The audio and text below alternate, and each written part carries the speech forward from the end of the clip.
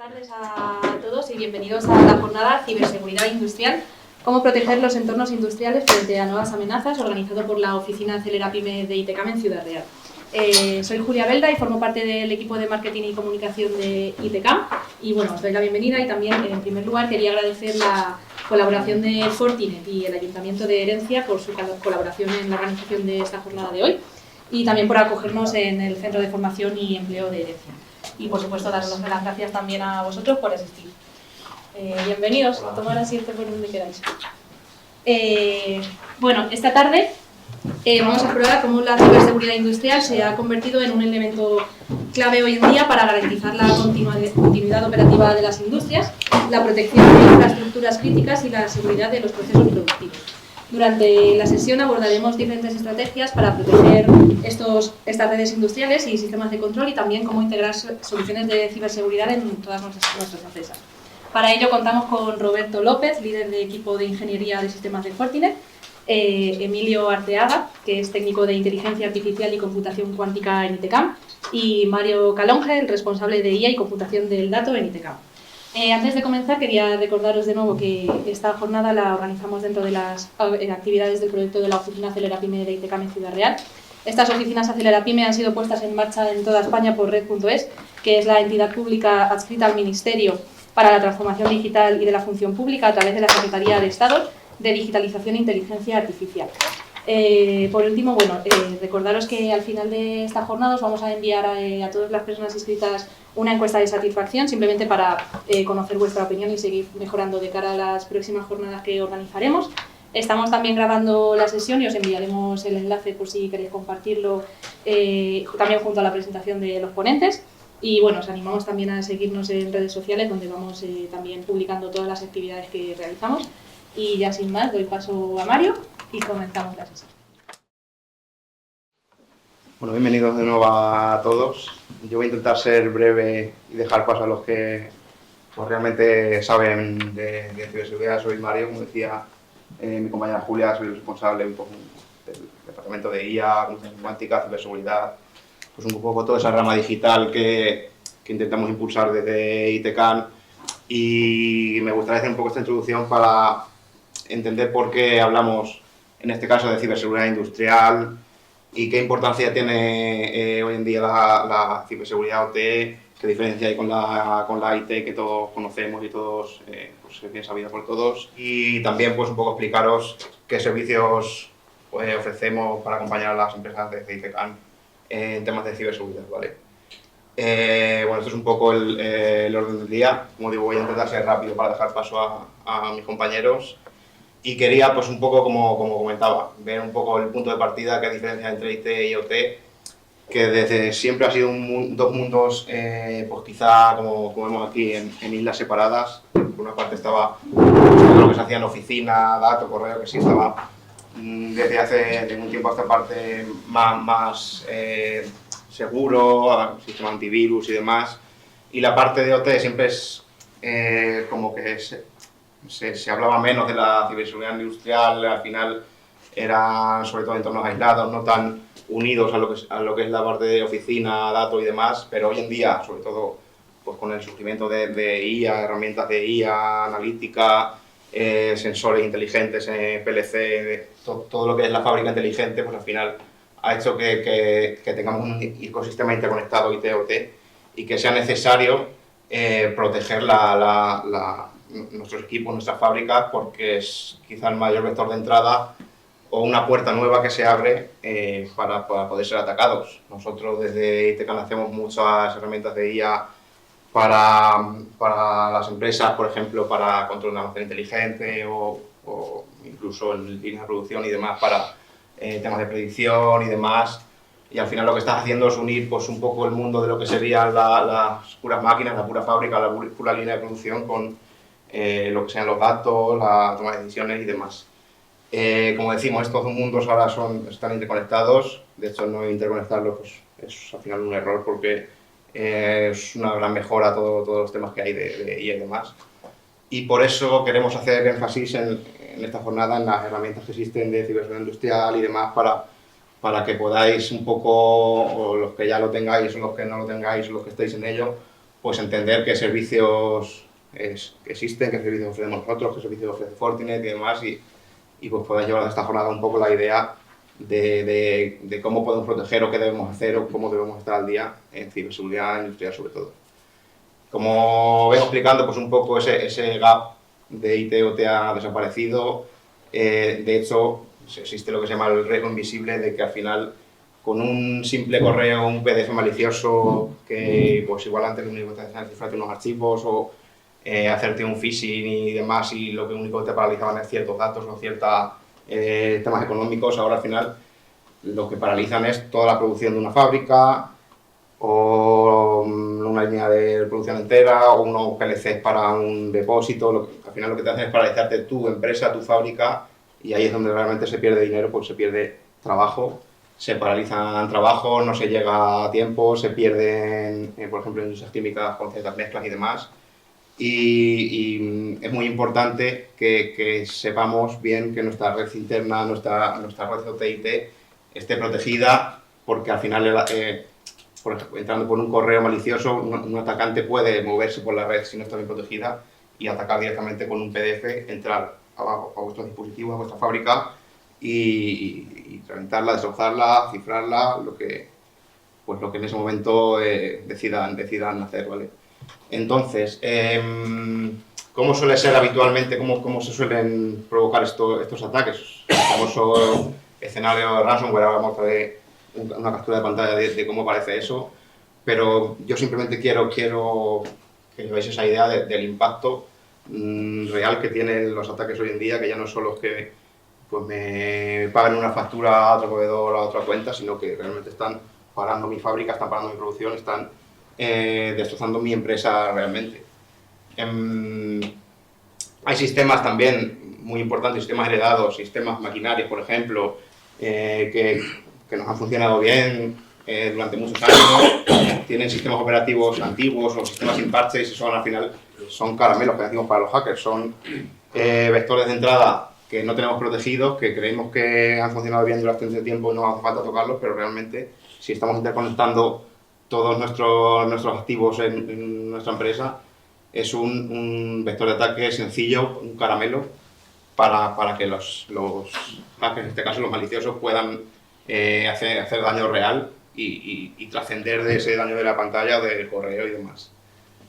Este es un caso de como una práctica habitual de los hackers, el ejemplo de WannaCry. Al final lo que te hace es tú cuando intentas acceder, te sale este mensaje, este tipo de mensaje de hemos cifrado tus archivos, y mientras se cifran los archivos, pues en este caso pagas, lo tienes y demás, pero si paran tu producción, no puedes hacer nada, tu empresa está parada, no solo está parada la parte de administración, está parada todo lo que sería la fábrica. Por ser rápido, para sobre todo iniciarnos en este campo, yo entiendo que muchos de los que estén aquí ya movéis en estos temas, pero para ser un poco, sobre todo para pymes y demás, simplemente hacerse 4 preguntas clave. Nosotros desde ITCAM para un servicio a los socios tenemos un autodiagnóstico gratuito, un formulario al final que nos sirve para marcar esa hoja de ruta que seguir con vosotros, pero al final pues son 4 preguntas clave. Primero, visibilidad. ¿Soy consciente realmente de cuántos activos tengo conectados a la red? Pues muchas veces conozco los prioritarios o los básicos, pero hay algunos que o los desconozco o no les presto atención, pero al final es un vector de entrada como otro cualquiera, si yo puedo pivotar de uno a otro. La segregación, muy importante, ese pivotar, ese llegar por un punto de entrada, pero poder moverme hacia los demás. Existen herramientas para poder parar y que sí, que yo a lo mejor tengo un activo vulnerable, pero si tengo un muro que no puedo hacer desde ese activo a los demás, pues al final tengo la red segregada y estoy por alguna manera seguro. La resiliencia, algo muy importante también. Si realmente sufro un ataque, ¿cuánto tardo en reponer mi fábrica? ¿Cuánto tardo en volver a producir? ¿Tengo un backup? ¿No tengo un backup? ¿Qué hago una vez se me infecte en la red, por ejemplo? Hay muchas veces que tenemos protocolos de si sufro un incendio en la fábrica, si sufro cualquier proceso que se pueda producir no hilado a la informática, pero muchas veces no sabemos cómo reaccionar si nos aparece este mensaje anterior en nuestros pantalones cuando arrancamos a producir ese día. Y también, quizá, la parte más importante es la cultura, porque podemos poner muchos muros, podemos poner muchos sistemas, podemos poner mucho hardware, pero si los empleados, si las personas que están en la empresa no son conscientes de lo que hay, es como poner un muro como el de Juego de Tronos y dejar la puerta abierta. Yo puedo poner muchos muros, pero si está la puerta abierta, si mis trabajadores realmente no conocen estos riesgos, como tengo el sistema securizado y demás, es la mayor amenaza que puedo tener, porque por mucho dinero que me gaste yo en protegerlo, no lo estoy protegiendo. Y ya por último, ¿cómo ayudamos a las empresas de ITCAM? Pues al final tenemos 4 ramas de trabajo en ciberseguridad. Nosotros sobre todo nos quedamos en la parte de ayudar a las empresas. No entramos como tal en implantar sistemas y demás, sino que nos quedamos sobre todo en hacer esa consultoría estratégica dependiendo de cómo en vuestras empresas estéis posicionados, pues hacemos esa hoja de ruta a trazar de dónde tenéis que estar, por tema de normativa, por tema de activos y demás. ¿Cómo sabemos esto? Pues sobre todo haciendo auditorías técnicas, no centrarnos en la parte de certificarnos una norma o demás, sino simplemente nosotros intentamos atacar de una manera ética, ¿vale? De una manera controlada, atacar vuestros activos, intentar romperlos, para que vosotros sepáis si realmente estoy protegido, si no estoy protegido, y también hilar esto a lo que sería una norma, ¿vale? Muchas veces ahora os contarán que pues, hay ciertas normativas que ya están, otras que van a estar por llegar, un tema de delitos y demás. Nosotros lo que hacemos es unir esa auditoría y esos riesgos que tenéis al cumplimiento de una normativa y tal. Otros temas, ingeniería social, hacemos también simulacros de phishing, entrenamos al equipo de vuestra empresa a saber lo que un día puede surgir. También ayudamos a los equipos de sistemas a saber realmente pues, qué departamentos son vulnerables, qué esfuerzo hay que hacer a nivel de cultura en la empresa para que eso no ocurra.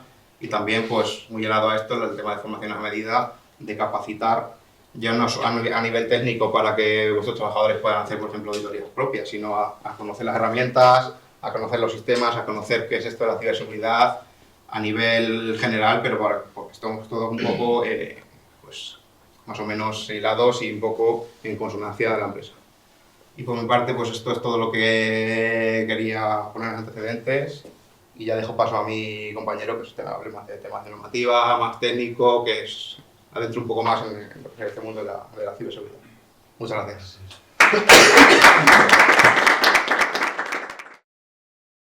Muy buenas tardes a todos, ¿vale? Soy Emilio Arteaga, soy técnico en la parte de IA y más de ciberseguridad en ITCAM, ¿de acuerdo? Más centrado en la parte de auditoría, como ha dicho mi compañero Mario, la parte de pentesting, aunque la parte de ciberseguridad, pues eso es transversal para todo, ¿no? Tocamos la parte de ataque, defensa, de cumplimiento de normativa, de consultoría y demás. Visto lo visto y como estamos actualmente, y que la parte de IT también está a día de hoy muy quemada, nos tenemos que hacer la parte industrial, ¿no? En la parte de riesgos, en la parte de normativa, no solo porque me quiera concienciar yo, sino cómo me puedo aplicar a mí con un carácter obligatorio, y los primeros pasos o la manera de actuar a la hoja de ruta que debo de seguir, ¿no? Para estar al día, para cumplir dicha norma, o que también un cliente proveedor me lo pueda exigir. Puntos a tratar un poco por encima: el despertar industrial, la realidad, como ha dicho mi compañero Mario, entre distinguir entre la parte oficina, la parte industrial, la convergencia que hay entre ambos mundos, cómo se comunican, y que no es lo mismo proteger esta parte que proteger la parte industrial. Tema normativa NIS 2, los retos que hay sobre el terreno, porque no es un camino que sea fácil, ¿no? Y que no es algo que podamos abordar en 10 pasos, sino que tenemos que ir poco a poco, y la hoja de ruta. Entonces, pues aquí dejo una frase que a mí me gusta mucho. Imagina que mañana llegas a la fábrica y que están todos tus operarios parados, que no pueden trabajar y que en un ordenador salta una imagen, como ha enseñado mi compañero Mario, de que tienes todos tus archivos cifrados de que hay una cuenta atrás y que te piden un rescate en una wallet, en Bitcoin o en cualquier criptomoneda que sea, y que si no pagas, se va todo al traste.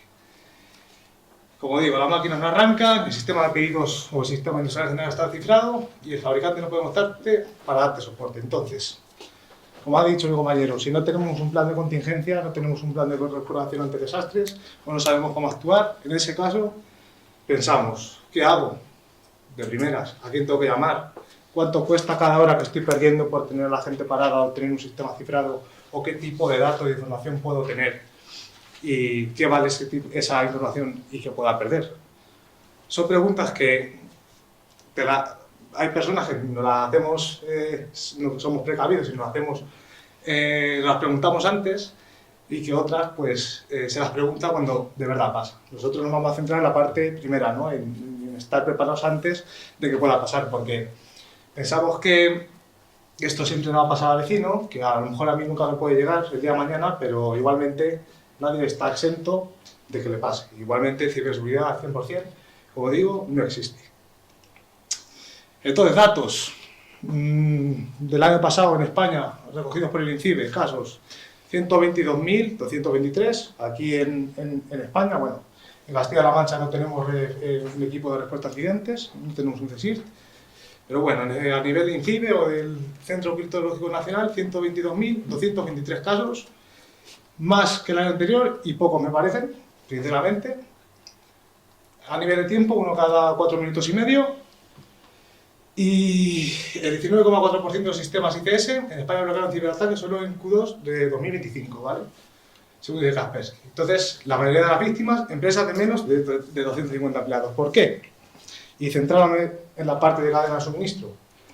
Porque yo sí quiero ser un atacante, no un hacker, hay que distinguir entre hacker y cibercriminal. Yo sí quiero ser un cibercriminal y quiero atacar una empresa, voy a atacar por esa cadena de suministro. No voy a ir a por la empresa más grande que tiene esos mecanismos de seguridad más robustos. Voy a ir a por esa pyme, a por esa empresa que no tiene los mismos sistemas de seguridad que la otra, que va a ser el principal vector de entrada y casos que ya existen, donde voy a entrar para pivotar a la otra empresa, ¿de acuerdo? En función del objetivo que pueda tener el atacante.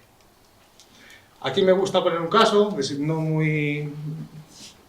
de hace mucho tiempo, en septiembre de 2025, ¿vale? El caso de Jaguar, el grupo Jaguar Land Rover, para un ciberataque bloqueó los sistemas internos de gestión de producción del fabricante británico. Líneas de montaje paradas durante semanas en Reino Unido. Semanas, tiempo que pasa, eso en que se traduce en pérdidas de más de 100 millones de libras, y todo por un problema.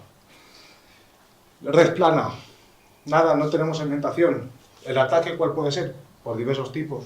Un empleado que abra un correo con un PDF, con un Excel, una macro, se descargue lo que no se debe descargar.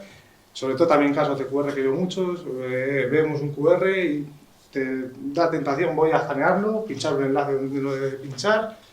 Igualmente no te das cuenta, no lo ves, pero eso ya está ahí, ¿vale?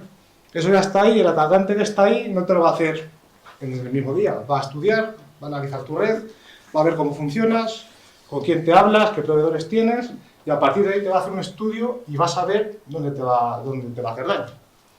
¿De acuerdo? Esto, como digo, pues pasó hace pocos meses en una empresa europea, pues como cualquiera de las nuestras. He puesto ya Land Rover, pero nos puede pasar a mi padre mismo que tiene otra empresa o a cualquiera de nosotros. ¿De acuerdo? Aquí, como digo, y haciendo más énfasis, ¿no?, en la parte de IT y OT, cambiar el orden de 3 letras lo cambia todo. Nos centramos mucho, bueno, en estas 3 dimensiones en la parte de IT. A niveles de IT nos centramos en que primero, confidencialidad, primera dimensión, en que los datos, pues, los datos confidenciales los debo de guardar en un buen baúl, en un buen cofre. Luego, integridad de los datos, ¿vale? Que sean íntegros, que no estén cambiados, que no nos hayan suplantado, y disponibles, es lo último, es lo menos importante, ¿no? Que los datos estén disponibles. Me preocupa más que los datos confidenciales los tengan buen recaudo y que estén íntegros.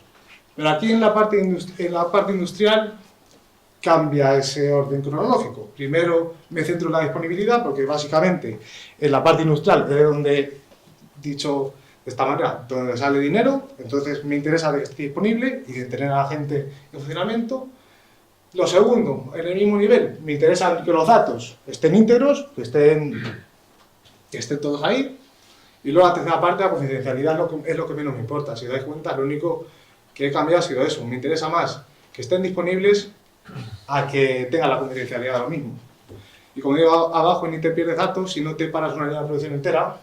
Y ahí pongo el símbolo del euro, que eso se traduce en que en esa pérdida, ¿no?, de tiempo de ese personal que está parado, pues la traducción es esa, ¿vale? Esto es un mapa, ¿vale?, del modelo Purdue, de un IEC, bueno, del IEC 62443, que para que nos ubiquemos un poco, es como la ISO 27001 en IT, pero esto es para OT, ¿vale? Y esto es un mapa un poco que nos hagamos un esquema visual, un mapa mental de lo que tenemos y a nivel de capa, dónde debemos actuar o dónde debo de poner cosas. En la parte de nivel 0, pues tenemos ese proceso físico, ¿no? Todos los sensores, HMIs, ICS, PLCs, todo lo que tengamos ahí, ¿de acuerdo? Bueno, al nivel 0, nivel 1 igual, control PLCs, RTUs. En el nivel 2, supervisión, la parte de interfaz humano-máquina, la parte de ingeniería. Luego, los sistemas de operación, nivel 3, donde ya recojo los datos del nivel 0 al nivel 2. De los sistemas de escala, historiadores. Esta parte es muy importante porque luego tengo que ver qué voy a hacer con esos datos. Los integro en un RP, los proceso con inteligencia artificial porque tengo que predecir la producción o tengo que predecir cualquier tipo de cosa. Y a partir de aquí es donde tengo que centrarme yo en qué debo de poner o cómo estoy tratando ese dato. Luego la parte de MZ, la zona desmilitarizada, que es la frontera de IT y OT. Aquí voy a tener todos esos activos que son críticos y que están expuestos a Internet, es decir, un servidor web, el propio RP porque mis empleados o cualquier persona debe de hacer ahí, mi firewall mismamente, y lo que sea. Y luego en el nivel 4 tengo la red de planta, ¿de acuerdo?, la parte logística, de sistemas MES, y luego ya la parte de IT, ¿vale? La red corporativa, RP, correo, donde lo pueda tener. Entonces, viendo este mapa, nos ayuda a identificar de primeras dónde está la parte IT, dónde está la parte OT, de una escala del 0 al 5, siendo el nivel 0 con mayor prioridad, dónde tengo yo el más peso, ¿de acuerdo? Y aquí también, dónde debo actuar, o dónde debo de poner esos firewall, esos sistemas de detección de intrusiones, de prevención y demás, dónde lo tengo que hacer para que esta parte de aquí no se solape con esta otra.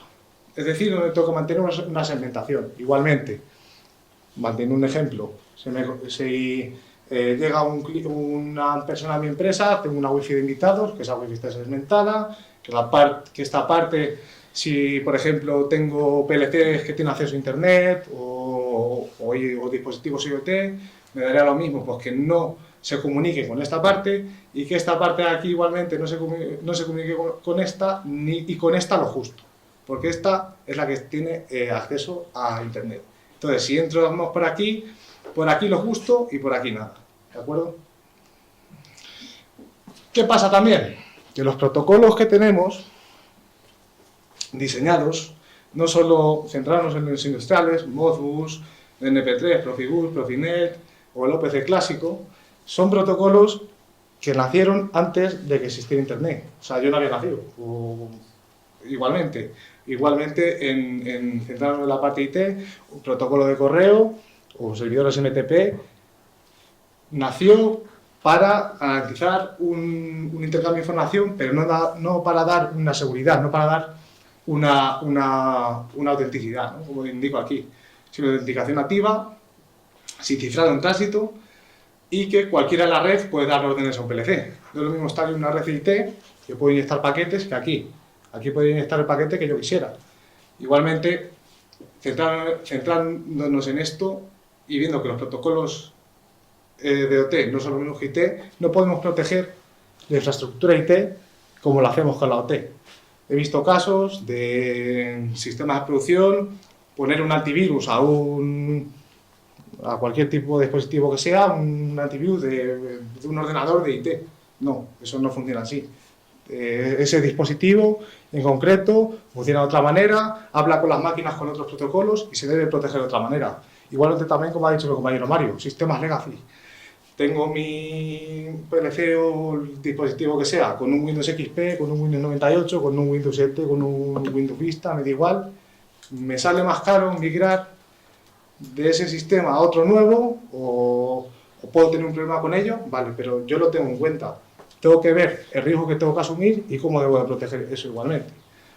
Ya, por lo que digo, porque una persona que está en la parte IT se mueve a la parte OT y una inyección de paquetes, pues puede, según el tipo de planta en el que sea, pues puede ser algo pues, que se va de desmadre, ¿de acuerdo? Entonces, pues, es lo que digo, estamos protegiendo plantas con protocolos diseñados antes de que existiera Internet. O sea, tenemos que ver cómo actuar en ese punto y qué tipo de dispositivos o de herramientas debo utilizar centradas en esa parte industrial que no es la misma que la parte de oficina. ¿Y qué pasa? Que muchas veces, pues, yo protejo mi empresa, una, porque me pasa algo, dos, porque a mi vecino me va a pasar algo, tres, porque estoy concienciado y digo, bueno, pues soy una persona precavida y lo hago, o cuatro, porque me obligan.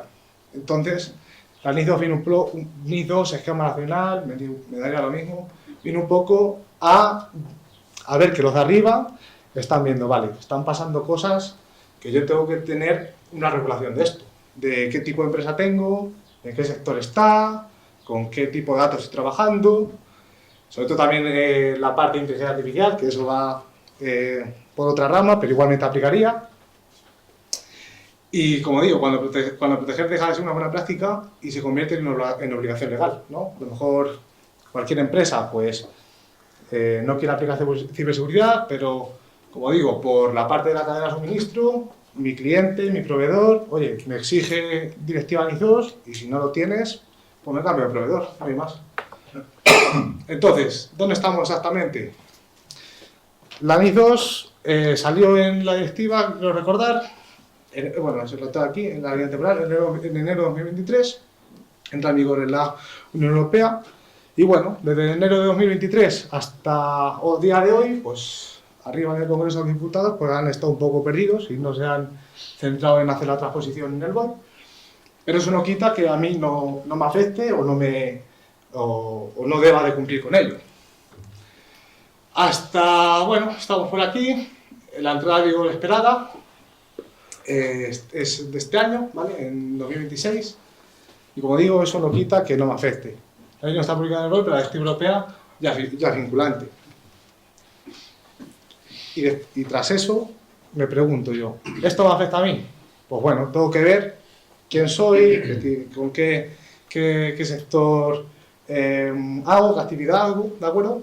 Entonces, criterios de tamaño, NIS 2 afecta a mediana y gran empresa, con más de 50 empleados, entre 50 y 250, más de 10 millones de facturación. Sectores relevantes hay muchos, distinguimos entre sectores críticos importantes, pero bueno, yo destaco ahí un poco los centrados en metalmecánica. Hablamos de fabricación, vehículos, maquinaria, dispositivos médicos, químico, alimentación, energía, transporte, aguas, cadenas de suministro que son críticas en general, ¿vale? Y aunque no entres directamente, también como indico, si trabajas para automoción, aeronáutica, energía, cualquier cliente bajo NIS 2 te lo van a exigir por contrato. Es decir, no me afecta, pero si me lo pide el cliente en una licitación o lo que sea, hablo de NIS 2, también puedo hablar, como digo, de esquema nacional de seguridad, pues o lo tengo, me piden lo que me van a pedir, o si no, no puedo entrar a trabajar, ¿de acuerdo? Entonces, como digo, si entras por la puerta principal, vas a entrar por la cláusula de tu próximo contrato. Y analizamos que esto no es una cosa de que diga yo, vale, soy una persona que, bueno, me preocupa la seguridad de mi empresa, lo que me pueden hacer, sino que ya viendo a nivel global, ¿no? Vemos que ya hay una preocupación mayor y que la bomba va a pegar por algún lado, ya sea hoy, ya sea en 4, en 5 o 6 meses, cuando ya entre la transposición, que van a haber muchas empresas que no lo saben, que la aplican, pero eso no te exima de que la multa te la lleves, en el caso de que tengas un problema, o que quieras acceder a trabajar una licitación o con cualquier tipo de empresa y no puedas tampoco porque no la tengas y la debas de cumplir, o también ya no hace falta pasar por el aro y decir, no, me obligan y lo tengo, sino que voy a ser yo consciente de la empresa que tengo, los datos que tengo, las personas que tengo y me preocupa lo que me pueden hacer el día de mañana. Y siempre nos tenemos que poner en el peor de los casos, ¿no? El peor de los casos es que me roben la información, que me la cifren, que pase cualquier tipo de cosa y tener esos planes de respuesta, igual que podemos tener, como ha dicho mi compañero Mario, un plan de respuesta ante un incendio, hacemos un simulacro de incendio. Pues esto es básicamente lo mismo. 4 consecuencias que puede pasar si no tengo NIS 2. Bueno, pues si me afectan NIS 2 y no me pasa nada, pues si no me multan, pues bueno, pues no me multan. Pero el peor de los casos que sí, pues multa millonaria, hasta 10 millones o 2% de la facturación. En entidades esenciales y en entidades importantes, que bueno, esto entre en esencial importante, en la página de CIBE se ve, sector, esencial importante, y veo dónde me aplica, o por FENAL, también veo por dónde me aplica y si me afecta o no. Hasta 7 millones de euros o el 1,4% de la facturación global. Luego también inhabilitación temporal. Los reguladores pueden suspender al CEO o representante legal del ejercicio de funciones directivas. Auditorías obligatorias. ¿Qué pasa? Que la NIS 2 no es como un esquema o una ISO 27001 que venga alguien y te certifique, sino que a ti te afecta NIS 2, tú debes de cumplir NIS 2, pero no va a venir nadie a decirte, toma, una declaración de conformidad, NIS 2, ya la cumples, no. Tú lo debes de tener y si el día de mañana pasa algo, van a venir a ver si de verdad lo cumples. ¿Que no lo cumples? Pues te la puedes estar jugando a esto. No me gusta meter miedo ni nada, pero es así la cosa. Y luego, la publicación de lo que pueda pasar es pública también. El cumplimiento se hace público y pues, puede tener un daño reputacional con nombre y apellidos a la empresa. Y como digo también, hasta ahora la ciberseguridad era cosa de IT solamente, pero con ISO de responsabilidad indelegable del propio Consejo. Aquí pongo 2 casos de sanciones que busqué. Caso de Alemania, una operadora eléctrica, 3,2 millones de euros. Causa, vulnerabilidades críticas conocidas y parciales durante meses. Un PLC perdido, una máquina virtual con un Windows 7 y que eso puede ser el principal vector de entrada para que te comprometan una red entera, si no tienes más medidas. Segundo caso, un hospital público, que puede ser el SESCAM, que también están ahí jodidos. Ransomware expuesto, datos de 750.000 pacientes. Ausencia de medidas básicas obligatorias, igualmente. Y como digo, pues el plan es el siguiente. A lo mejor no es en Castilla-La Mancha, no es al vecino, es a uno de Galicia o puede ser a nosotros. Y las inspecciones pueden empezar en cuanto se publique en el BOE. ¿Casos cuando ocurre un incidente? Pues si me pasa algo, ¿cómo debo actuar? Y Dios quiere y no. Pues tenemos 24 horas para alertar al CSIR. El CSIR es el equipo de respuesta a incidentes, ¿de acuerdo? Como digo, aquí en Castilla-La Mancha no hay. En Castilla-La Mancha también se están centrados en otras cosas. Pero bueno, tenemos al INCIBE, cualquier tipo de duda, contactamos con el Instituto Nacional de Ciberseguridad o con el Centro Criptológico Nacional también, vale. Máximo 72 horas para una notificación formal con evaluación inicial y máximo 1 mes para el informe final detallado. Porque no es solo también los datos que yo tenga míos, sino de los clientes, de los proveedores, que me puedan afectar de forma directa a ellos. Pues, al fin y al cabo es algo transversal, ¿no? No solo me afecta a mí, sino también afecta por el tipo de gente con la que trabajo. Incumplir cualquiera de estos plazos es sancionable por sí solo, independientemente del incidente. Te da lo mismo. No te vale decir, es que no sabía que me cumplía, ya, vale. O lo sé que me cumplen, pero no tengo los 70 controles. Bueno, pero ¿qué ha pasado? Pues son datos de la gente que yo trabajo y igualmente pues la sanción pues te la llevas, no hay más. Me gusta mucho sí, me gusta explicar un poco el vector, ¿no? De por dónde nos ataca el norte. Pues de primeras, protocolos heredados sin cifrar. Como digo, a ver, no vamos a cambiar los protocolos ni vamos a inventar la rueda, pero sí poner medidas a nivel operacionales y tener, monitorizar y tener trazabilidad de todo lo que pasa, ¿no? A lo mejor no es normal que un PLC se comunique con un ordenador a las 3 de la mañana, por un ejemplo, o que un HMI se comunique con otro tipo de dispositivo en la planta o ejecute un comando que no debe ejecutar, pues poder ver yo o tener una trazabilidad de todo eso y ver esas pequeñas anomalías, porque son pequeñas anomalías y que no se ven. Accesos remotos no controlados, ver desde fuera quién puede acceder. Pongo VPN sin factor de autenticación. Bueno, el factor de autenticación está bien. Yo he hecho ataques de phishing evadiendo esto. O sea que hay otras herramientas mejores, ya sea, por ejemplo, por cifrado de cara, bueno, hay mil cosas, pero bueno. Aquí lo que quiero centrarme es tener una trazabilidad de quién accede desde fuera, ya sea en la parte IT para que pueda entrar aquí, sino en la parte industrial. Phishing.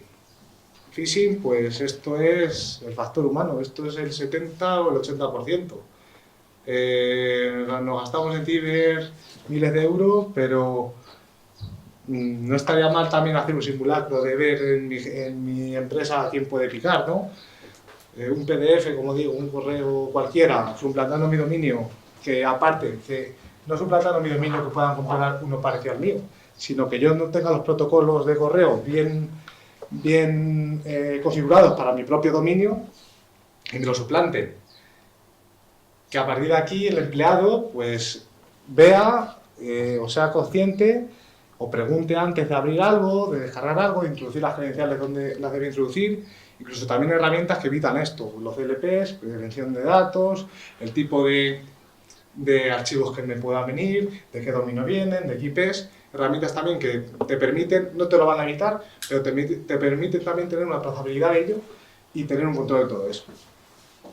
USB y dispositivos extraíbles, BitLocker, 100%, tener un control de esos dispositivos externos que tengo en mi empresa, discos duros, USBs, no es la primera vez que veo, no, me paso un archivo con el USB de donde tengo el TFM o del TPG, o si esto es un momento, cojo mi cuenta y me meto desde mi móvil personal a la cuenta del trabajo o desde mi ordenador. Pues también evitar todas esas cosas. Y luego sistemas legacy sin parches. A ver, esto es un sí pero no porque, por ejemplo, tuve el caso de una ITV que tenía pues su sistema con Windows del año la pera, hablando en plata, y que pues costaba más la migración a los sistemas más nuevos que poner dispositivos que permitan pues hacerlos como una jaula Faraday, ¿no? Pues protegerlos. Entonces, siempre tenemos que, en función de cualquier normativa que sea, pues ser realista y decir, vale, no voy a aplicar todas las medidas que pueda tener, pero sí tener una justificación o ver qué tipo de riesgo voy a asumir para evitar estas cosas, ¿vale? ¿El recorrido que puede tener un atacante? Pues es 6 pasos, porque yo lo he hecho. Mandas un correo de phishing a un empleado, cambia la contraseña de Microsoft, toma, te paso un dominio y vete las credenciales. Vale, vete las credenciales son del administrador de sistemas que utiliza la misma contraseña para todos los correos. Ya tienes la parte IT comprometida. Haces la fase de reconocimiento en días o semanas, ves la empresa cómo trabaja, con quién habla y demás. Encima de la empresa está en una red plana.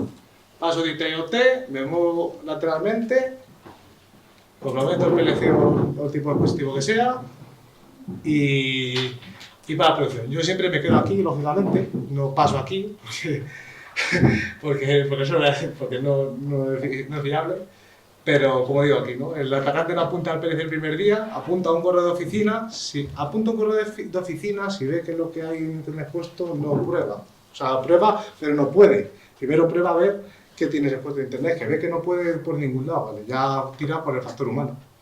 No solo correo de phishing, también se mandan casos de phishing, de smishing. Por ejemplo, en mi línea de trabajo me están suplantando a mí la identidad porque conforme está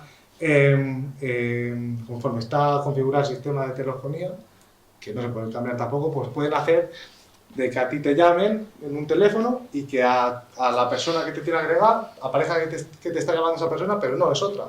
Entonces lo que suele aparecer es, me está llamando, yo soy Emilio, me está llamando Raúl, y a mí me parece que está Raúl porque lo tengo en la agenda agregado, Pero no es Raúl, es otra persona que está suplantando a Raúl. Porque hay un parámetro que se puede cambiar y se puede hacer ese tipo de ataque. Y aparte, Raúl, esa persona que está suplantando, lo ha grabado con el móvil, así, pum, tiene su voz y en 10-15 segundos, con cualquier tipo de herramienta que haya online a día de hoy, Eleven Labs, cualquier tipo de herramienta que haya a día de hoy online con la parte de inteligencia artificial que pueda clonar tu voz, parece que de verdad te está hablando Raúl y no te está hablando. Y hay mil casos de ves al Carrefour más cercano y compra una tarjeta de iTunes, ves a tal o hace esto, haz lo otro.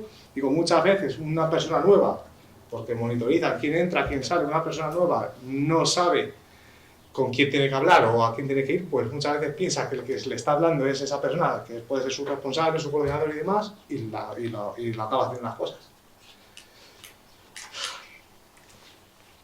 4 mitos que nos cuestan caros. El primero, pienso que mi planta está aislada y la realidad no es esa. Hay accesos remotos, no se ve, conexiones entre, como digo, igualmente, IoT y OT, que casi nunca controlamos. No lo controlamos, ¿por qué? Porque no vemos tráfico, no tenemos trazabilidad y no monitorizamos. Soy demasiado pequeño para ser objetivo, a mí no me van a buscar, eso es mentira. ¿Por qué? Porque las empresas grandes, como digo, tienen sistemas más seguros, más tal, y el atacante no va a ir a por el que sea más difícil, sino va a ir a por el blanco que sea más fácil. Y como digo, pues la mayoría de víctimas en España, por los datos que hemos mostrado al principio, son pymes con menos de 250 empleados. Esto solo para grandes industrias, ya vemos que con el tema de NIS 2 no es así, incluye empresas con mediana gran empresa, y si pasa algo la reclamamos. Mentira, la recuperación de un incidente OT lleva semanas, no horas, porque muchas veces no sabemos cómo actuar. Hoja de ruta y vamos acabando. Primero, tener un inventario y una visibilidad de todo. Si tengo 10 activos lo voy a ver bien, si tengo 500 me va a costar. Hacer una evaluación de riesgos, hacer un gap análisis, desde dónde parto y dónde quiero llegar. Ya no solo en base a una normativa que quiera cumplir, sino también a nivel de saber qué es lo que es crítico, ¿no? Qué amenazas son realistas para mí con el tipo de activo que tengo, con los datos que tengo y ver cómo actuar.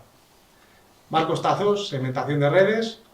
Lógicamente, que la persona que se conecte de fuera no pueda ver el tráfico de la parte IT y de la parte de IoT tampoco.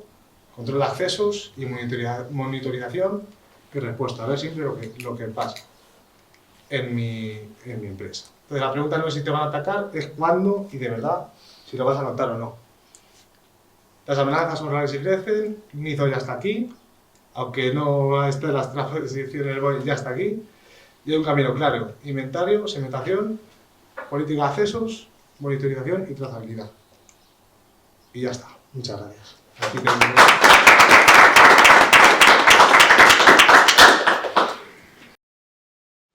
Creo que me he presentado antes, soy Roberto López, llevo la parte de grupo técnico en lo que es la parte de Castilla-La Mancha, Castilla-León y Madrid para el grupo de Fortinet. Y voy a hablar un poco de seguridad industrial con Fortinet, pero primero vamos a hablar un poquillo de qué es Fortinet, porque a lo mejor alguno de aquí no lo conoce, aunque supongo que conocéis a Juanjo, que está ahí, que ahora está dando visitas e información. Es comercial para Castilla-La Mancha, para cualquier cosa que necesitéis. Juanjo es vuestro nombre. ¿Y qué es Fortinet? Fortinet es una empresa líder en el mercado de ciberseguridad y redes. Tenemos más de 50 productos, todos orientados hacia la ciberseguridad. Somos los primeros en seguridad de red, y cuando decimos primeros en seguridad de red, no decimos somos los mejores, que también, sino porque somos el firewall más distribuido del mundo. Estamos en el 50% de los firewalls que se venden en el mundo actualmente son de Fortinet. ¿Eso qué implica para nosotros? Esto nos implica en una situación de retroalimentación.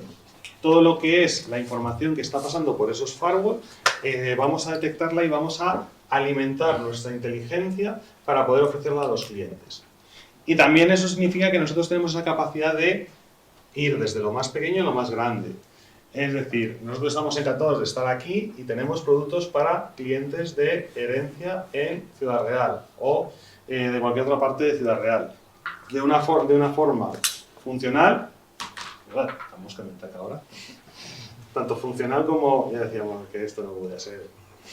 Es mal día. Es mal día. Hoy no compraré lotería. De modo funcional como también a modo precio. Esto, nosotros estamos aquí, otros compañeros, por ejemplo, están en Lockheed Seal.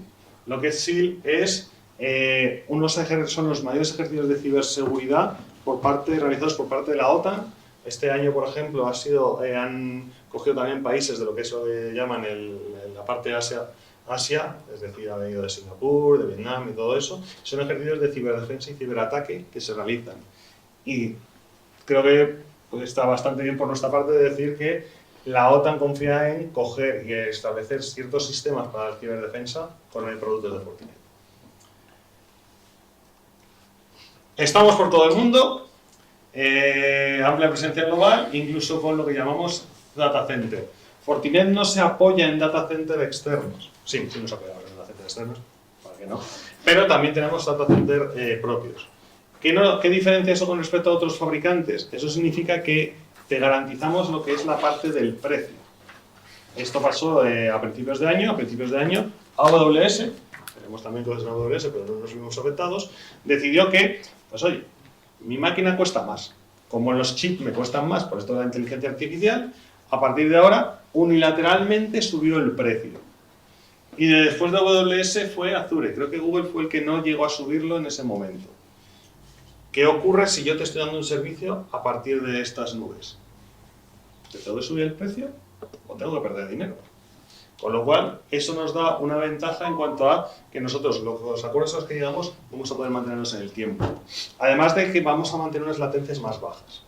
El de Madrid, que queda muy bonito porque tenemos un data center aquí en España, realmente está en Guadalajara. Y entonces voy a hablar de varias veces, como yo voy dando vueltas tanto por Castilla-La Mancha y Castilla-León como por Madrid, situaciones que nos hemos encontrado en la parte de OT y cómo vamos enfocando normalmente este tipo de proyectos. El primero que voy a hablar es un poco de la industria metalmecánica que nos encontramos, en la cual pues, tenía una red OT plana, porque he estado hablando con un compañero que tiene una situación un poco similar, en la cual es muy habitual que ¿para qué voy a modificar mi configuración OT si mi configuración OT no sale a Internet? Esto está muy bien hasta el momento en que, por alguna razón, necesito unos reportes por la parte de IT y entonces esos reportes, esos informes, cumplir una normativa, etcétera, tienen que conectarse con un equipo de IT. Entonces ya mi red OT plana a lo mejor no es tan funcional. Primero por dos razones. Esa red OT plana nos encontrábamos muchas veces, estamos situado en el que había equipos de fábrica en los que nosotros metíamos, se metía ese equipo de fábrica con un switch, con una IP, para que el PLC se conecte con el SCADA de la información, y eran switches no configurables y con una IP de fija. ¿Qué ocurría entonces? Tenías un equipo, tenías otro equipo, tenías otro equipo. 3, 4, 5 equipos, todos con la misma IP. ¿Cómo puedes llegar a ese equipo? Es imposible. Habría que natear, habría que hacer algo. Entonces ese es un primer problema de red OT plana. El segundo problema del red OT plana, el riesgo de parada de producción. Si algo me falla aquí, esto me puede afectar aquí. Esto nos genera una cierta inquietud bastante grande. Y lo tercero, ¿quién no tiene un Windows XP en su planta? ¿Quién nos ha encontrado un elemento que hace años estaba ahí y no... Bueno, sí, no hay problema. Y que hay mejor que llegar a un jefe de planta y decirle, oye, como tienes PLC de Schneider, que sepas que existe una vulnerabilidad CVE 327.25.12 que se ha surgido hace una semana y que podría afectar a que va a eliminar tu PLC o vamos a cambiar tu PLC. Así que vamos a parar la producción de toda la planta para actualizar ese PLC. No sé si habláis con jefes de planta habitualmente. ¿Alguno habla con jefe de planta habitualmente? Por ahí alguno se ríe. ¿Qué te responde el jefe de planta? Que no van a entrar nunca. Además, está lleno de XP y nunca van a entrar. No tienen antivirus. Bueno, antivirus a un nivel de... Pero más allá de eso, el de decirle, vamos a parar la planta. ¿Qué te dice? Que venga un domingo. Vamos. Quiere parar nada. Ni de coña. Más de 24%. Claro, o sea, la producción nunca puede parar. Y solamente puede parar cuando el jefe de planta te diga que va a parar. Tú no puedes decirle. Porque claro, si consigues convencer al jefe de planta, mover a alguien que pueda sobre el jefe de planta y consigues actualizar ese PLC de Schneider, ¿qué es lo que te ocurre 3 semanas después? Que tienes que ir al jefe de planta y decirle, oye, sé que tienes PLC de Siemens y te va a hacer gracia lo que te voy a contar. Y ahí ya puedes tener problemas tanto por la parte de dirección. Entonces, ¿qué es lo que se hace? Normalmente lo que hacemos es una segmentación. Lo que más habitualmente, o sea, la situación ideal sería poder poner cortafuegos en todo lo que es la parte de las líneas de producción. Si, por ejemplo, estamos hablando de esta parte en la cual, pues aquí está la parte en la que fusiona, llega el hierro, aquí hacemos la parte de fusión, aquí llegamos en la estructura, aquí creamos la estructura, que las diferentes líneas de producción pudieran tener su propio firewall. Pero a veces eso no es económicamente viable o interesante, porque todo lo que es meter cacharro nuevo, estamos hablando de, oye, vamos a tener que hacer una parada de producción. O mejor, lo que yo prefiero decir es, vamos a aprovechar la parada de producción planificada que tienes para hacer esto. Entonces, lo primero es segmentar OT y IT. ¿Por qué? Porque son dos mundos completamente diferentes. IT, ¿qué es lo importante? El dato. ¿Qué es lo importante? Que el dato esté protegido, que la funcionalidad sea con unas latencias más o menos razonables. ¿Qué es lo que necesita OT? Todo el rato arriba. Producción, disponibilidad. Buscamos otras cosas. La latencia es muy importante en ciertos procesos. Si este proceso llega, esta señal llega al PLC un microsegundo después, si estamos en una industria química, podemos hacer que todo un proceso se vaya a tomar por saco. O incluso un cliente nuestro que tenemos que lo que hace es cápsulas de café. Como en la cápsula de café, como el proceso no llegue bien, tienen la aspiración, o sea, lo que hacen ellos normalmente, esto ya es un poco de cultura general, cogen lo que es el grano de café, lo muelen y totalmente le quitan cualquier tipo de hidratación. Eso es lo que meten en la cápsula de café. Para hacer eso bien, tienen que tener unos tiempos de temperatura muy controlados, porque si no, en vez de quitarle el agua, te queman el café. Entonces, lo primero que vamos a poner es un firewall entre los dos elementos. ¿Para qué? Para poder controlar esos flujos de información que vamos a tener entre lo que es la parte IT y la parte OT. Que solamente aquellas comunicaciones que sean necesarias sean. Y además, ¿por qué también? Porque en la parte IT hay muchas cosas que nos generan problemas. La gente los llama usuarios. Y los usuarios siempre pueden generar un problema. No por mala fe, pero la USB de fotos de tu cuñado tiene virus. Y eso se nos puede generar a la parte de la parte OT, nos puede generar un problema de parada de producción.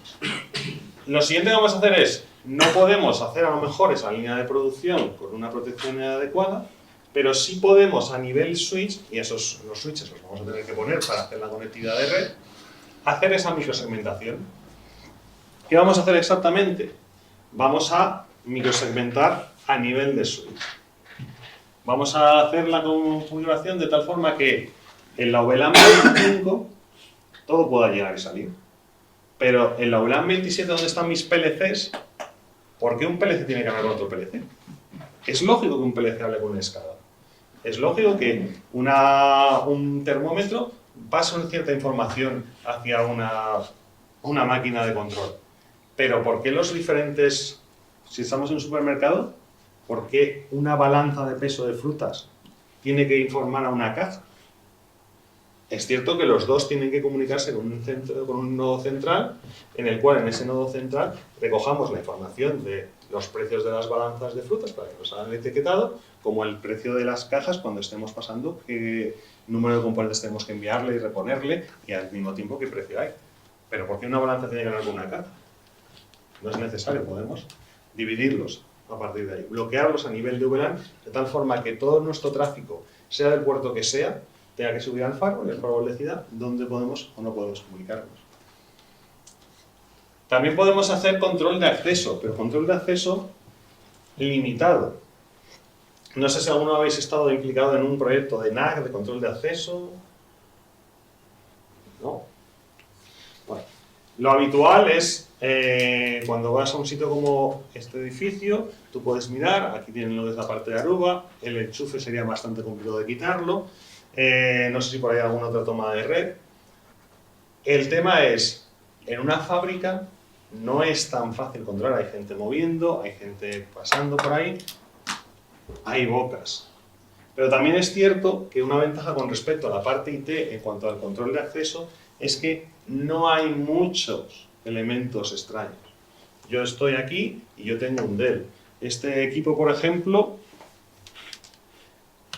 está tapado, no sé cuál es. Unitecam. Unitecam. Y posiblemente vosotros tenéis otros equipos, otros dispositivos. ¿Cómo yo puedo saber cuál es el corporativo, cuál es el no corporativo, si tengo un invitado? Eso en IT hay que resolverlo de una forma más compleja, certificados, etc. En OT tenemos la suerte de que una cámara se puede identificar bastante bien por el identificativo que tiene. Es decir, no todos los que fabrican cámaras son IP, pero todos los que fabrican cámaras podemos determinar las cámaras que yo he comprado. Yo he comprado este tipo de cámara. Por cierto, también tenemos cámaras. Con su telepromoción. Entonces, con eso podemos hacer un NAC reducido que sea más simple.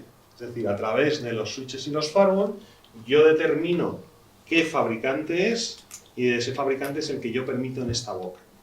En esta boca va a ir un PLC de Schneider, solo permito Schneider. En este va a ir la parte de XP, porque está en un XP en nuestro SCADA. Pues yo sé que ahí está este equipo. Entonces puedo determinar de una forma más clara cuáles son los puertos de acceso de cada dispositivo. Y por último, lo que es la parte del parching virtual. Parching virtual es lo que estábamos hablando. ¿Qué pasa cuando tenemos un PLC de Schneider que tiene un problema? ¿Qué pasa cuando tenemos un Windows XP, que es un problema continuo? Yo ya no puedo, teóricamente, un Windows 10 actualizarlo, un Windows XP no. Pero ¿cómo puedo migrar un Windows XP a un producto más barato, a un producto más nuevo, a un producto virtual? No puedo, tengo que seguir teniendo ese ordenador debajo de la mesa que hace esa función, porque ya ese programa es obsoleto, pero sigue funcionando. Entonces, con eso, con el parche virtual, lo que vamos a hacer es, yo no puedo parchearte el equipo, yo no puedo parchearte el PLC, yo no puedo parchearte el Windows XP, yo no puedo parchearte diferentes dispositivos. Pero lo que voy a evitar es, si alguien desde algún tipo de red intenta llegar a tu equipo, que es vulnerable, a través del firewall, yo voy a bloquearte de tal forma que no permita ese tipo de ataque. Entonces esto me va a permitir, en el caso de los PLCs, lo que estábamos diciendo, yo no voy a tener que ir al jefe de planta y decirle, oye, que sepas que vamos a parar la planta para actualizar el... No, dime cuándo es tu parada de planta, y en tu parada de planta yo planificaré la actualización de los PLCs. Mientras tanto, yo voy a seguir protegiendo. ¿Qué no vamos a conseguir? Con esto reducimos lo que nosotros llamamos la superficie de ataque, que también en claro es por dónde te pueden entrar o te pueden las diferentes vulnerabilidades que tengas, los diferentes sistemas que tengas expuestos, etc. Vamos a hacer la continuidad operativa, que es la clave de OT en sí, y sobre todo visibilidad. La visibilidad de activos de OT a veces se desprecia bastante, pero es súper importante. Si tú no sabes qué tienes en la fábrica, y en la fábrica puedes tener de los componentes habituales de yo tengo muy controlado lo que son la parte de esta máquina. Esta máquina se conecta, tengo muy controlado mi SCADA. Pero ¿tienes controlado si hay algún AP que alguien ha puesto por ahí que tú no lo sabes? O una cosa que voy a tratar más en el tema siguiente. ¿Alguno se ha encontrado con una máquina que le ha llegado y que venía incluido en la parte de sus contratos el, oye, esta máquina tiene un soporte remoto asistido? Y tú dices, qué bien. Si tengo un problema, llamo a este teléfono y lo mira. ¿Cómo es? Magia.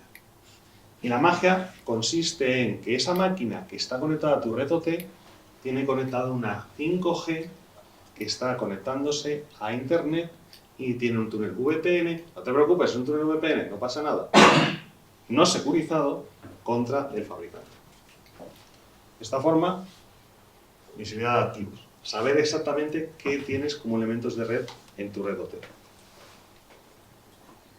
Otra cosa que nos encontramos con un fabricante de robots, no sé si alguna vez os habéis encontrado con estos, ARM, ASM, son los típicos robotitos que van llevando elementos, cajas, te los puedes encontrar en temas de industria de automoción, fábricas, casi todos lados por ahí corriendo.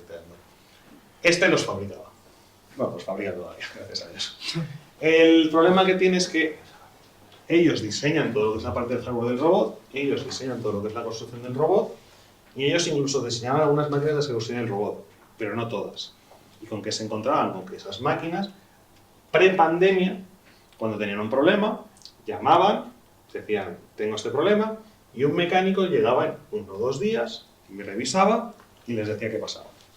Ahora casi todos los mantenimientos tienen una primera fase, esto ocurre como con los coches, ¿no? Con los coches tú llegas, antes tú se abría un capó, en mi caso sigue pasando, yo tengo un Octavia, entonces abro el capó, sé dónde está el motor, sé dónde está. Ahora tú abres un coche, ves una placa, un conector, llevas al taller, el del taller lo conecta al conector, sale un ordenador y dice lo que hay. El de taller, tú no sabes si el de taller sabe más de mecánica que tú, pero el del taller tiene el ordenador. Con lo cual, aquí ocurre lo mismo.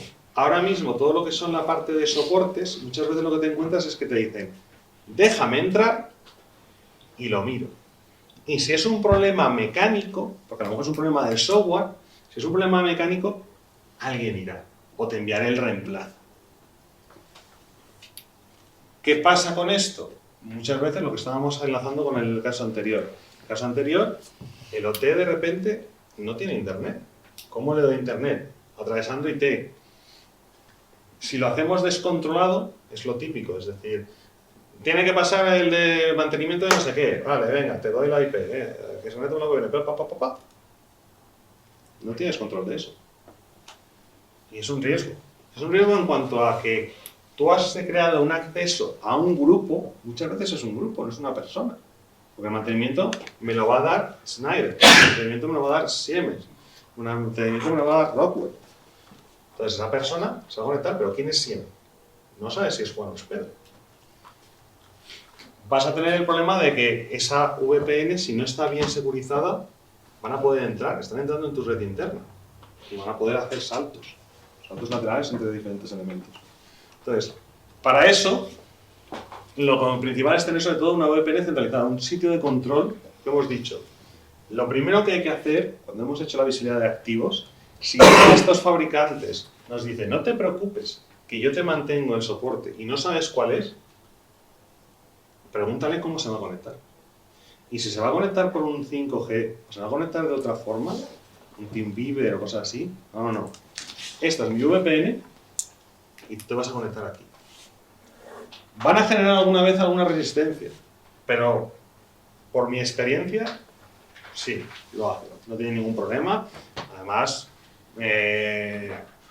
yo nunca me he encontrado en una situación en la que el fabricante se haya empeñado en decir, lo vamos a hacer por mi método y no me voy a adaptar al tuyo. Mantenemos con esto un control de quién se conecta. Vale, no sé si es Pedro o Juan, pero sé que Rockwell se ha conectado, sé qué hora se ha conectado y puedo definir cuándo se va a conectar. Puedo decir, tú te vas a conectar hoy, desde las 4 hasta las 6 y voy a poder monitorizarte. Voy a poder implementar un MFA obligatorio. ¿Por qué? Porque existen las fugas de información, existe lo que es la parte del hardware, existe la venta de contraseñas. Si alguien de un fabricante, estoy poniendo los top, porque en todos los sitios coordinados, pero puede ser un fabricante cualquiera, se le roban la información, puede entrar en tu OT sin ningún problema. Tiene la información, lo roba de un ordenador, en ese ordenador tiene la IP de tu conexión, tiene un usuario y tiene una password. No necesita nada más, se conecta. Si ponemos un doble factor de autenticación, vamos a poder obligar a que esa persona sea realmente la que dice ser. Un control. Y la validación de identidad. ¿Vale? Con esto vamos a controlar el acceso seguro de terceros, vamos a tener una trazabilidad total, cuándo se conecta, quién se conecta, incluso hacia dónde se conecta, y un bastionado del entorno crítico. Es decir, solamente se va a conectar quien yo diga que se va a conectar. ¿Vale? Y por último me gustaría contar un caso de servidores críticos. Nos encontrábamos, el problema que tenían era esta situación que yo digo de mantenimientos puntuales. En la fábrica lo que tenían era, más allá de mantenimientos puntuales, delegación de ciertos servicios. Entonces, tenían una falta de control administrativo en cuanto a que ellos no eran totalmente los administradores de su red. Ellos tenían, además del mantenimiento, la operativa delegada en un tercero. ¿Qué problema tenían con eso? El problema sobre todo era, si yo veo un servidor crítico, y el SCADA puede ser un servidor crítico, a lo mejor el PLC no me importa que alguien vaya y se conecte. Es peligroso, pero no es un servidor crítico. SCADA puede ser un servidor crítico, puede desde allí ejecutar masivamente sobre PLCs. Un servidor que tenga para hacer cualquier tipo de cosa con información puede ser un servidor crítico. Entonces, lo que veían era que, en este caso era un SCADA que tenían delegado. La parte de control para hacer informes, reportes y todo eso, les permitían conectarse a un SCADA. Ellos manejaban lo que era la parte de ejecución operativa, pero luego todo lo que es la reporting para luego llevarlo hacia arriba, auditorías y etcétera, cumplimiento normativo, lo pasaban para arriba. Ellos dejaban acceso a ese SCADA. Es decir, esa persona que hacía el riesgo, la auditoría y todo eso, podría, si hubiera querido, haber lanzado ejecuciones de tal forma que hubiera modificado la parte del PLC. Eso tiene varios riesgos. El primero es uno legal, que es, si algo falla, ¿de quién es la culpa? ¿Cómo demuestro yo que esta persona ha hecho algo mal? Él va a decir que se ha conectado y ha hecho auditoría. Tendré que empezar a tracear logs, tendré que esperar que no me haya borrado ningún log y luego demostrar como prueba que eso es así. Pero sobre todo lo peor es el riesgo operacional. Si una persona ejecuta malévolamente algo aquí, podemos estar ante un riesgo operacional no solo de me ha parado la fábrica, sino que dependiendo cuál, poner en riesgo el tema de la seguridad de los empleados. Si yo estoy tratando en una cadena, por ejemplo, tengo los típicos robots, o tengo ya hay también lo que son carretas con palé que van automatizadas, si esa carreta con palé de repente se vuelve medio loca, puede atropellar a alguien. Entonces, ¿qué es lo que podemos hacer? Podemos poner un gateway de aplicaciones. ¿Qué nos va a hacer esto? Esto nos va a servir para que esa persona que antes se conectaba directamente contra el SCADA se tenga que conectar primero a nuestro equipo y luego mediante ese equipo por RDP al SCADA. ¿Tiene esta persona el usuario y password del SCADA? No. Si no pasa por mi equipo, tú no ves esto. Ah, pero es que ahora soy mucho más listo que tú y me consigo colar por aquí. Bien, pero sigue sin tener el usuario y la password. No puedes saltarme. Pero bueno, esto es un salto sin más. No. ¿Y si grabamos la sesión? ¿Y si voy a grabar toda la sesión que tú haces? Esto ya puede tener un componente legal. Es decir, si tú has hecho algo que esté mal hecho, tú eres responsable y yo tengo la prueba. Ya no puedes decir, no, yo no fui. Los logs se han borrado. La prueba queda. Rotado de password, puedo hacer rotado de password. Por si acaso, de alguna forma, puedes deducir el usuario y la password del usuario del servidor final. Pero también puedo hacer el control de comandos. Es que no te voy a dejar borrar logs. Es que te voy a dejar cambiar la password. Es que te voy a dejar hacer un salto lateral. Porque si yo me conecto por un SSH contra un equipo, ¿qué me impide conectarme por SSH desde ese equipo contra un equipo que esté al lado? Es lanzar un SSH, un comando de SSH y ya está. Lo puedo bloquear. De esta forma consigo que la persona que se conecte aquí esté en todo momento monitorizada y restringida. Y con esto conseguimos la protección de los servicios críticos, otra de visibilidad, todo es muy importante, y la prevención de errores. Esto también nos sirve mucho para decir, no todo es malicioso. No toda la gente es mala, muchas veces la gente comete errores.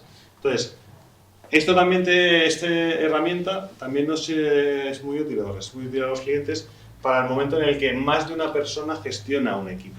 Una persona gestiona un equipo y yo estoy haciendo comandos, otra persona está haciendo otros comandos, mis comandos sobreestimen los suyos porque estamos en paralelo y de repente hay una realidad que te... Con esto bloqueamos para que solo haya un administrador y de esta forma ese administrador es el único que está pudiendo ejecutar. También controlamos lo que es la parte de prevención de errores. Si prohíbo ciertos comandos, nadie puede por despiste ejecutarlos. Y con esto serían los tres casos de escenario. ¿Preguntas, dudas, cosas que os hayan resonado? Bueno, podemos ir. Hay una pregunta. En una fábrica, ¿cómo resolveríamos la situación de equipos que se mueven y se pueden conectar a diferentes bocas de red que podría llevarlos a diferentes VLANs? Vale, eso era lo que hemos estado comentando con el NAC Lite.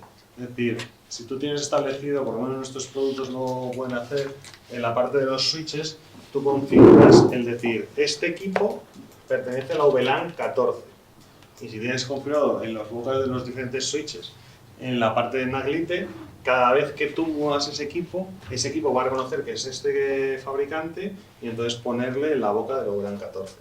O incluso ya, si tienes muy determinado cuál es ese equipo, puedes hacerlo incluso por el propio equipo.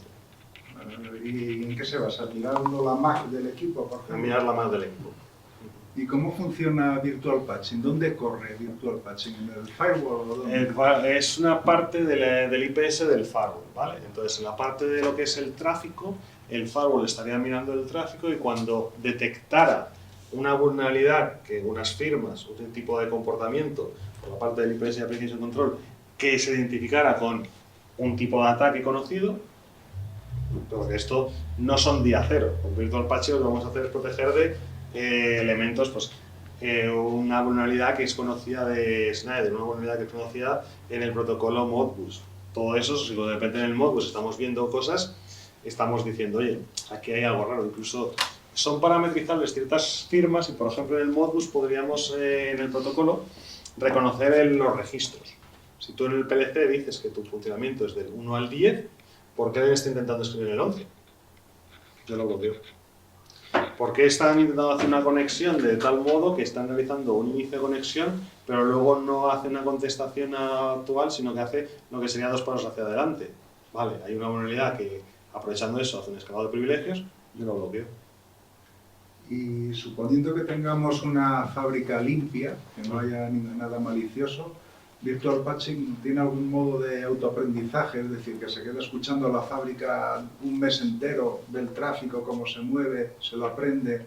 Eso sería un elemento de NDR, de Network Detection and Response, que también existe. Entonces, con el firewall lo que vas a ver es el tráfico que pasa por el firewall, lo vas a poder limitar, bloquear o permitir.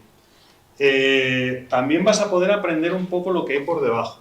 Pero vas a aprenderlo estilo, oye, con esto lo que vas es, desde esta interfaz veo estos dispositivos. ¿Cómo están conectados por debajo de esta interfaz? A mí no me mires. O sea, a lo mejor si tienes el switch sí te puedo decir algo más. Pero yo veo que desde esta interfaz puedan estos dispositivos, no sé cómo hablan entre ellos, no sé cómo se comunican entre ellos. Un NDR lo que hace es, desde los switches, los firewalls, etc., va recibiendo por mirroring todo lo que es la información de las redes que están y analiza. Y entonces hace una correlación con los tipos de tráfico que está recibiendo. Vale, esto es habitual, durante todo este mes, toda esta fábrica está generando un tráfico de 1 giga por este canal. Y de repente el día 15, 7 gigas. Aquí pasa algo. O estas que nunca han hablado entre ellas, se están comunicando por un protocolo que nunca he visto en esta fábrica. Aquí pasa algo. Entonces, ellas sí aprenden, el NDR sí aprende, y a partir de eso te informa tanto de vulnerabilidades, de ataques y vulnerabilidades, porque si ve un salto lateral claramente contra un command and control, sabe que es un ataque, pero si lo que está viendo es una anomalía, también te informa. Es decir, tu tráfico habitual son 5 gigas. ¿Por qué hoy estás teniendo 10 gigas? Puede que sea normal, has hecho un backup de toda tu fábrica, te ha tocado ese día y tienes 10 gigas. Perfecto, pero por lo menos te informa. Entonces, Virtual Patching está más orientado a vulnerabilidades del CVE.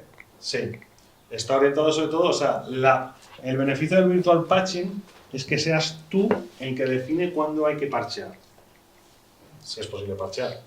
De esta forma, si tú tienes elementos obsoletos, como es un Windows XP, que puedas seguir teniendo ese elemento obsoleto hasta que puedas cambiarlo. Si tienes elementos vulnerables, como un PLC, que no tengas que parar una fábrica porque tengas un elemento vulnerable. O que te responda el jefe de planta de no, aquí nadie puede acceder, sino que digas, dime cuándo vas a parar y yo me adapto a ti. ¿Todo claro? Es un placer. De nuevo a todos por asistir, también a Fortinet y al Ayuntamiento de Herencia de nuevo. Y nada, por mi parte solo recordaros de nuevo que os llegará la encuesta de satisfacción, el vídeo y las presentaciones y bueno, que esperamos veros en las próximas jornadas que organicemos.